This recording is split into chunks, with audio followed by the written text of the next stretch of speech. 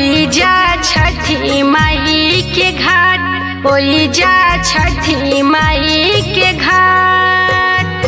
घटिया के मालिक विशेषर सेवखा, गोड़े मुड़े ताने सिरे चदर, गोड़े मुड़े ताने सिरे चदर।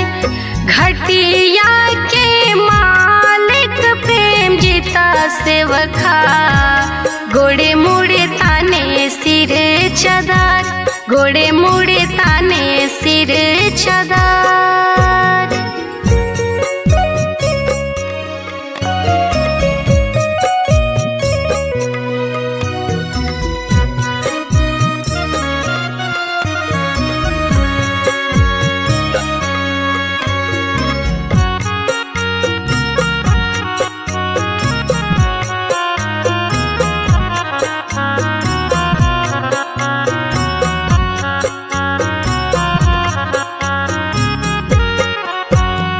जागवान चलेली अनिता देई, उठी स्वामी भैला सबेर, भैला यारघा के बेर। जागवान चलेली पूजा हो देई, उठी स्वामी भैला सबेर, भैला यारघा के बेर। गैया दोहिना भीनु सरवा, भैल यारघा के बेर, भैल यारघा के बेर।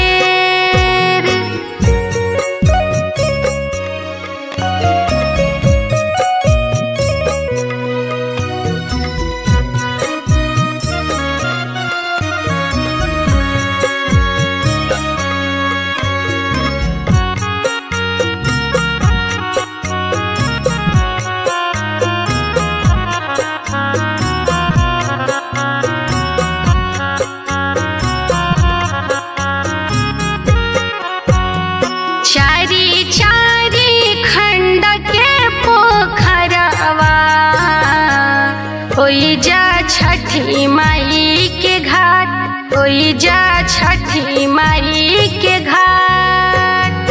घटिया के मालिक टीमल सेवखा, गोड़े मुड़े ताने सिरे चदर, गोड़े मुड़े ताने सिरे चदर। घटिया के मालिक शिव प्रसाद सेवखा, गोड़े मुड़े ताने सिरे चदर, गोड़े मुड़े ताने सिरे चदर।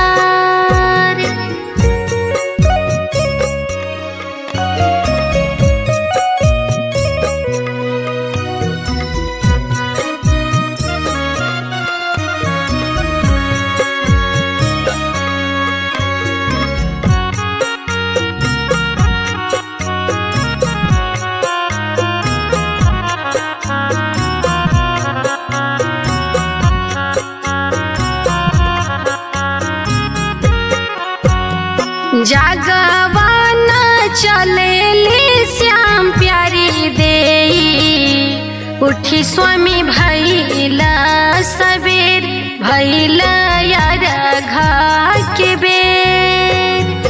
जागवान चलेली द्रौपदी देई, उठी स्वामी भैला सबेर, भैला यारघा के बेर। गैया दोहिना भेनु सरवा, भैल यारघा के बेर, भैल यारघा